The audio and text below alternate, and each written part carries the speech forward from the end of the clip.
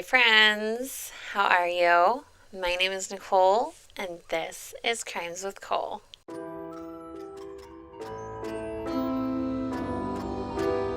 So, hello. How are you guys all doing today? I hope you guys all are having an amazing day and are ready for another crazy crime story. In today's case, we will be talking about a young girl who had been in a tragic car accident with the man who she loved so deeply. But as they started to peel back the layers of what happened, they realized that maybe, just maybe, this car accident wasn't what it had seemed. Today we will be talking about the case of Brittney Brashers. Brittney Brashers was a beautiful young girl who had been born on May 6, 1987, to Barry and Suzanne. Brittney had a sister, Sarah, and a brother named John, and the family lived in Peoria, Illinois.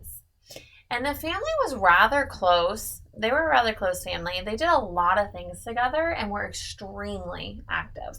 They were always finding something to do outdoors. As Brittney got older, she and her mom had grown closer and closer, almost passing as sisters. They had this bond that was not, like the normal mother-daughter bond. They were a lot closer than that. They both were very easygoing, just vibrant, free-spirited people. Brittney confided in her mom about everything and trusted her and her judgment over anyone else. Her mom really was her entire world. She was her rock. So when Suzanne got diagnosed with cancer, it really shook the family. However, it would almost tear the family apart when she lost her battle with it. Brittney was only 17 at this time, and as you can imagine, she's 17. She's already going through normal teenage girl emotions. Then to add her mother passing, it really took a toll on Brittney. It took a toll on everyone, and they all tried to deal with the matter the best they could. But if you've ever been in the position, grief can be different. It's a different mountain for everybody to climb. Brittney started acting out, as some people do. She became wild, going out a lot, partying, and getting drunk. She wanted to numb the pain. Her mom, her other half, her rock and world, just passed away, and she didn't know how to handle it. Her dad didn't approve of her newfound behavior, and yet Brittney and her brother John started to become closer after this tragedy.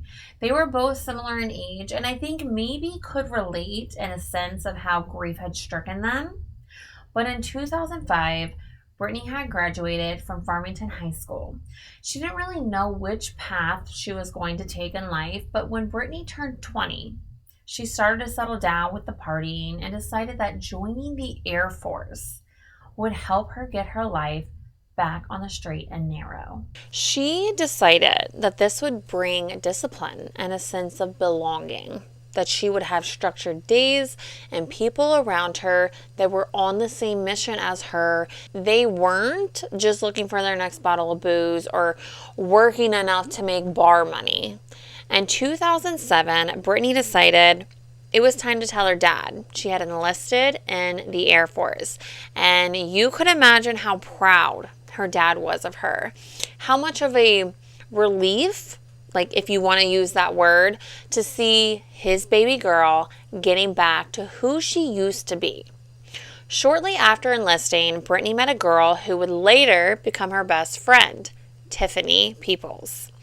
Brittney was stationed at Peterson Air Force, based in Colorado Springs, and there she was working in the dental lab as a dental technician, and people just loved her there. Her boss, Sergeant Art Figueroa, specifically said that Brittney was an excellent worker and always went above and beyond with her duties. In 2009, Brittney was deployed to Iraq, where she worked in the non-combat security position. And after serving in the Middle East, Brittney had earned herself a medal. When she returned to the States, she returned to the Air Force Base she was previously at in Colorado Springs. However, during her deployment, Brittney had met a strikingly handsome young man named Robert Walters, who goes by Robbie. The chemistry between Brittney and Robbie at first glance was undeniable. They had this connection that you could not deny. It was like this, the feeling the two of them had. They knew something was there. And there absolutely was something between the two of them when they first met. Brittney felt Robbie brought out the best in her, that he encouraged her the way she needed to be, pushed her to go outside of her comfort zone, to grow, and ultimately wanted nothing but the best for her, like her mother did. And since that feeling had been gone for so long, since Brittney's mother's passed, I think it drew her in closer to Robbie. She felt he completed her and could really fill some of the void that she had since her mother had passed. And Tiffany really liked Robbie. He was this good-looking, charming, funny guy who came into Brittney's life and really just completed her.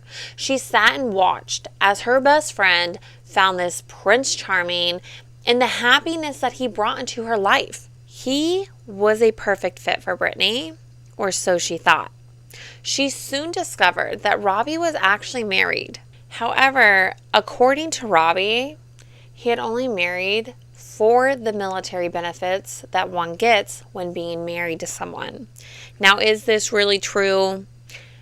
I don't think we're ever going to find out, because there are plenty of people that do marry for military benefits because it does increase their pay, but there are also people out there that prey on someone in the military to marry because of, whatever reason.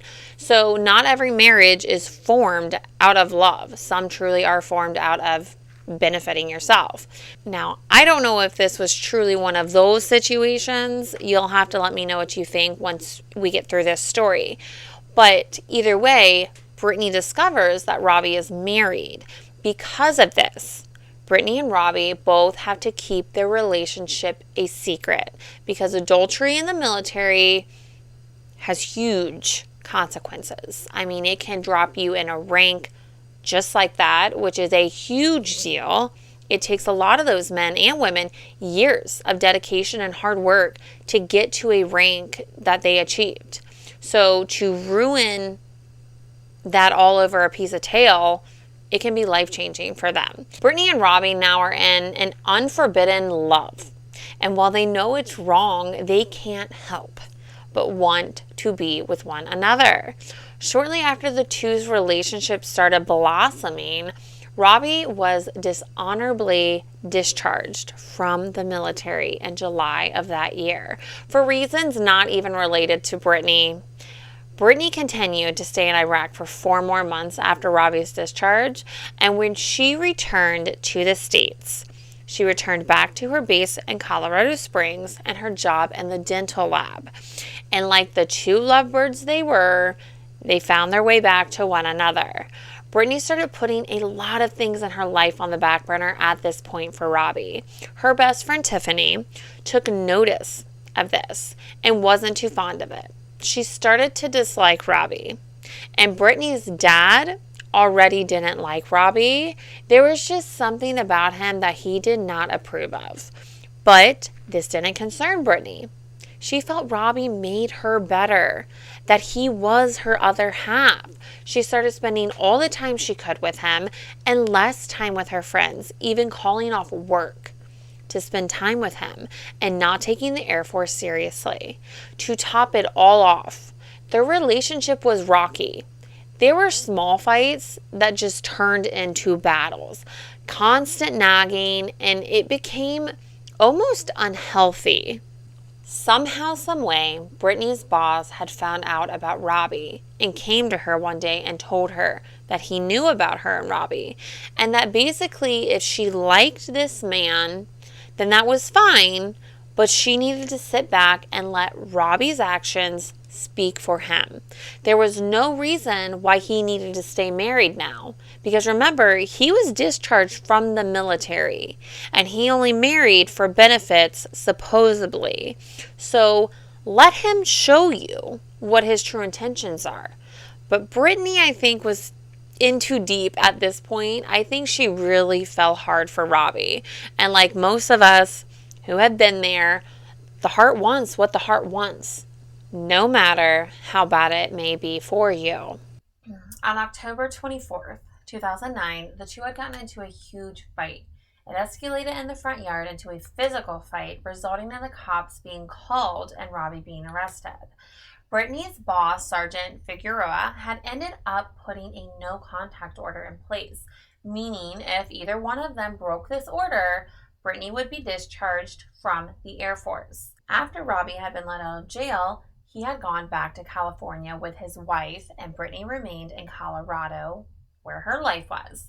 The distance would be good for them. Hard at first, but ultimately it would be good. After all the sadness had worn off, that first month, Brittney was starting to get back to her old self again, and she decided to join an all-female football league. It was an 8-on-8 full tackle team, and Brittney, like she did with all of the sports she had played growing up, gave it her all and thrived. And it was at this time when Brittney was finally in a good place in life that Robbie just happened to come waltzing back in. Like, isn't that how it goes? You finally start getting back to normal. And right before you decide to let them go completely and put yourself first, here they come running back. Well, that's what happened. And of course, he told her how he missed her and wanted to see her. He couldn't stop thinking about her. All the things we want to hear. Robbie just so happened to be coming into town for a weekend and wanted to meet up and asked Brittney what her plans were.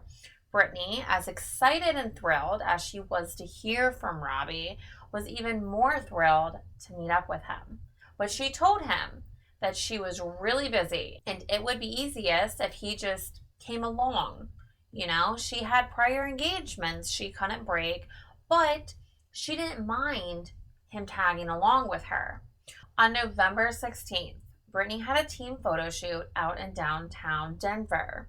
The photo shoot took place at a strip club that was closed off to the public, only allowing the girls themselves and whoever they had brought. So if it was a boyfriend or a friend or whoever, the photographers themselves, and then like a few male models to be in some of these photos. But that was the only people at the photo shoot. The photo shoot was a semi-nude one, allowing the girls to be topless. However, some sort of object such as like a hand or a football or another body part would be covering the actual breast itself when the photo was taken. Now, of course, while at this photo shoot, they were all having a good time, having a few drinks and getting some great photos to promote items for a fundraiser for their team. So, it was fun. It was fun for all the girls, but it wasn't fun for Robbie. As Robbie stood in the background watching as the lights flickered every time they snapped a photo of Brittney and the girls on the team, he began to become angry, extremely angry. Now, these photos were meant to turn heads. They are meant to show skin. They are meant to draw in people, get their attention. And it was getting Robbie's attention just well.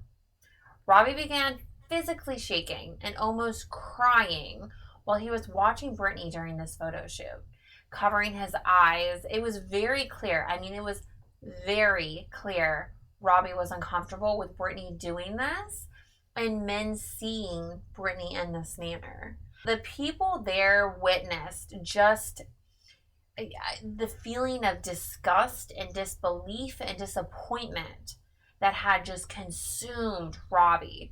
And he knew it just wasn't going to work out between the two of them. Robbie had turned spiteful after this photo shoot and called Sergeant Figueroa to tell him that Brittney and he had been together. Since Brittney hurt Robbie, he decided it was only fair to even the scoreboard. And you have to remember there's a no contact order between the two, and seeing each other would do Brittney more harm than him. The two had left the photo shoot together around 12:30 in the morning, and while they both had been drinking, they ended up crashing into a parked car sitting on a dead-end road. As a witness by the name of Steve Sanchez called 911, he described how Robbie had been holding Brittney, who was unresponsive at this point, covered in blood, in his arms, crying out her name. Steve then approached the car. He noticed Robbie in the passenger seat. And the way Robbie was holding Brittney, it almost seemed as though Robbie was going to cause more harm to her than what had already been done. The majority of the damage was done to the front driver's side of the car. They had hit a parked car head on. It bounced off, spun around. The windshield had been cracked, and according to Steve, it looked like Robbie had been wearing his seatbelt, but Brittney was not. When officers arrived to the scene, it was a pretty black and white situation. I mean, they had been drinking, they had a car, she hit her head because she didn't have her seatbelt on, and after being transported to Denver Medical Center, Brittney was later announced deceased, while Robbie had rather minor injuries from the crash. At the hospital, Robbie told the officers that Brittney shouldn't have been driving. She was drinking, and although he was drinking too, she was well over her limit, and it was just a tragic thing that had happened. He said that he was in the car and just kind of closed his eyes for a minute, and before you knew it, they were hitting a car. He had no idea really what had happened because, he had dozed off. He just knows that he woke up and saw Brittney all bloody from bashing her head against the windshield. Brittney was sent to have a post-mortem exam, and during this exam, there was an agent named Sherman Brooks there. Because Brittney was a part of the Air Force had their own agents from a special investigation department that would be present. So this is where Sherman Brooks comes into play. He told the officers how Robbie and Brittney had a relationship, the ups and downs of it, and because of that, it stood out in the examination. Her injuries didn't exactly match up with what Robbie had been telling them. Because of this, a detective by the name of Troy Biscard was investigating to see if there was any foul play involved in this fatal crash. After looking through all the photos and reports, he had decided that although this was a horrible crash, it shouldn't have been a fatal one. She should have been banged up, but not to the point of losing her life. He also couldn't understand why they were on a dead-end street that was so far away from base. Why is Brittney an hour and a half or so away from base if there's no one or nothing up near that area for her to be going to? It just didn't make sense. So Detective Biscard started interviewing everyone that was at the photo shoot, and they all agreed Robbie was not thrilled about Brittney being in a sexy photo shoot. He was beyond not being thrilled. But the two had left together around 12:30. However, the crash happened at 1:40 in the morning. So that was over an hour since the photo shoot had ended, but they were approximately 27 minutes from the club where the photo shoot took place. Nothing was adding up. Robbie claims they didn't fight on the way home because, he had closed his eyes and dozed off, and he doesn't know anything. Brittney is not here. Everyone said they left at 12:30, but the crash happened 27 minutes from the club and yet happened a little over an hour later. It just wasn't adding up. It was not adding up. Something's not right, so they all waited for the autopsy. The autopsy showed that Brittney did hit the windshield, but she didn't injure her neck or spinal cord, nor did she suffer from a brain injury, which is odd considering those are usually pretty common when you hit your head so hard against the windshield that it breaks. So they continued on and discovered her blood alcohol level was over the legal limit, but it wasn't by much. Either way, drinking and driving is wrong, but in this case, it is something to keep in mind. I don't think she was so intoxicated that she got off at the wrong exit and thought it was her own, There were no other drugs in her system, no broken bones, no internal damage to her organs. It was odd. It was really odd. But what Brittney did have was severe bruising around her right eye, her orbital bone, and her right temple. The blood vessels in her face were broken, and the whites in her eyes and on her cheekbone. This is usually a tall tale sign of strangulation in most cases, but Brittney's case, again, was odd because Brittney was born without this piece of cartilage in her neck that usually is broken during strangulation. Not every time, but for the most part, like 50% of the time, if someone is strangled, it's found to be fractured. So when you have all these broken blood vessels and a broken cartilage, it adds up to strangulation.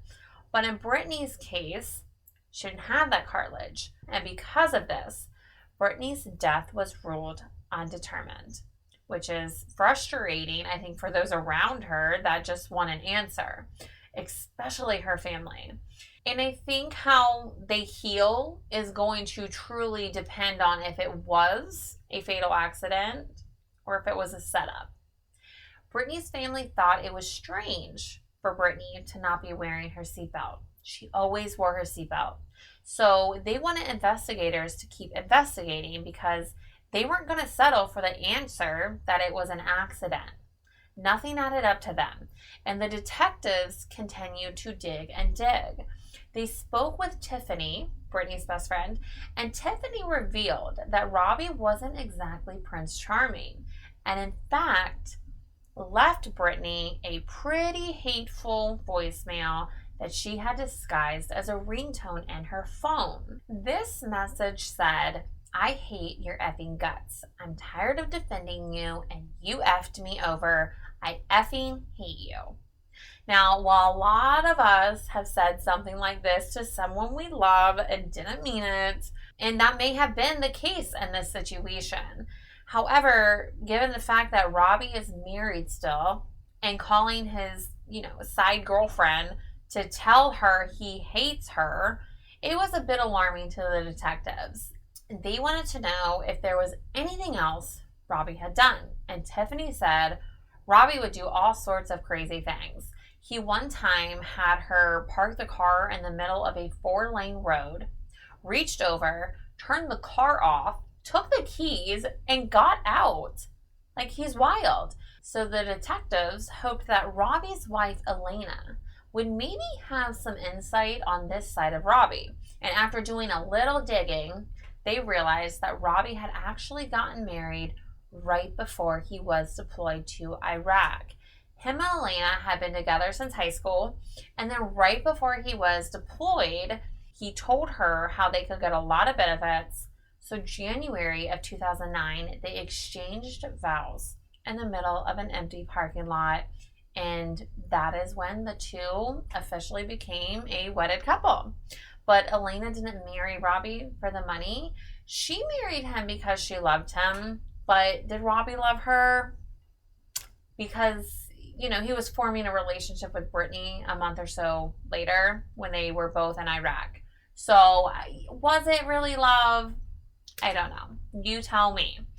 But Elena seemed to think so because even after she found out about the affair when Robbie was arrested, she still stood faithfully by his side and would not speak to the detectives. That is until March 2010 when they got into a fight and she was pissed.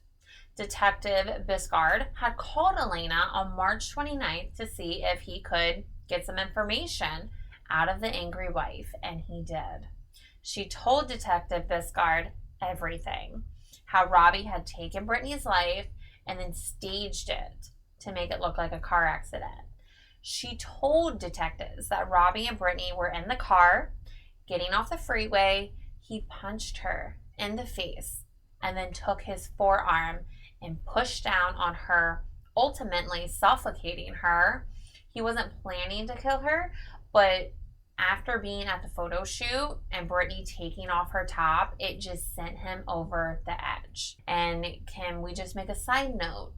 Can you imagine the man you love or the woman you love saying this about someone else? That they get so enraged that someone else, not you, but someone else is taking off their top. Like, that alone would make me feel a type of way. So Elena continues to tell the detectives more details of that night and said that Robbie, after punching Brittney in the face, moved Brittney to the passenger seat, drove the car to an unknown area, parked the car, got out, and started kneeing Brittney in the face as she was calling out his name and trying to scream. Then he stopped and realized all the damage he had just done and wanted to take her to the hospital, but knew she would tell and he'd be, done for good at that point. So to prevent that, he decided that he was going to finish her off. He got out of the car and started pushing it because, wherever they were, the car had gotten stuck, and then realized there was blood all over his hands and the bumper. So he got back in the driver's seat and realized Brittney was still alive and screamed at her, "Why don't you just die?" And at this point, he took his forearm, pushed it down on her neck to stop her from breathing, and then drove the car to a dead-end street, switched positions with her. So he put her body in the driver's seat without putting her seatbelt on, and he got in the passenger seat, making sure to wear his seatbelt. He then steers the car to make sure it hits another car, causing Brittney's head to bash into the windshield. Then a bystander sees, calls 911. Everyone arrives, seeing Robbie holding Brittney, crying. I mean, oh my God, the calculation. After hearing this, Detective Biscard went back and reviewed the autopsy and spoke with the doctor that did the autopsy, and it all made sense. There was a warrant out for Robbie's arrest. Robbie was then arrested and awaiting his trial, which would be in August 2011. And while he refused to speak with detectives, he did not refuse to do interviews with the media while sitting in jail. Now, during these interviews, the main question was about how Elena had recorded Robbie secretly while he was confessing to her about all the details of this crime. But Robbie would just come back and respond by saying, No, Elena just kept nagging me. So, I just said I did it to shut her up. How husbands and wives are. She's just a nagging wife. Fast forward to the trial, and it almost kind of looked like Elena was the nagging wife, because while Detective Biscard thought there was more than enough evidence to put Robbie away, the prosecution decided, no, we need Elena to testify.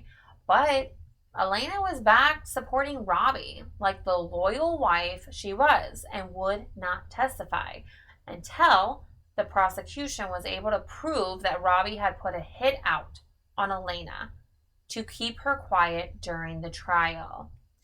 After all the witnesses and experts got on the stand to testify against Robbie, even after Elena got on the stand to testify against Robbie, after all of the mental mind games Robbie played on Elena to stay by his side, the jury came back after 2 days of deliberating and found Robbie guilty of first-degree murder of Brittney Brashers.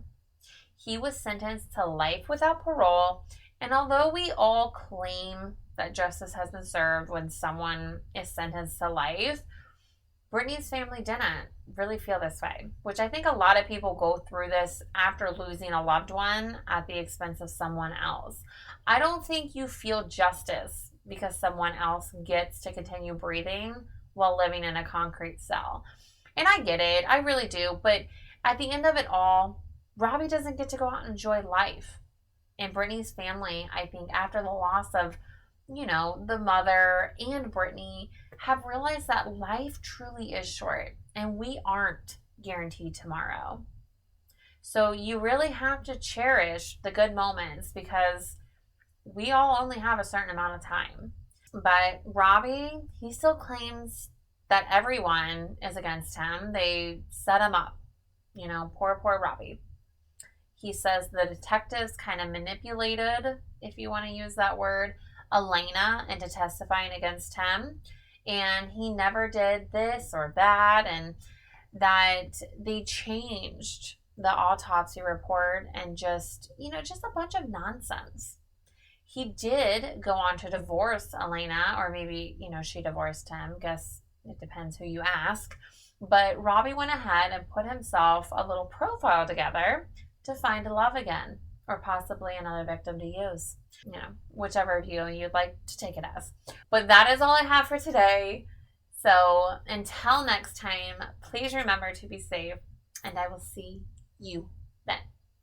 Bye.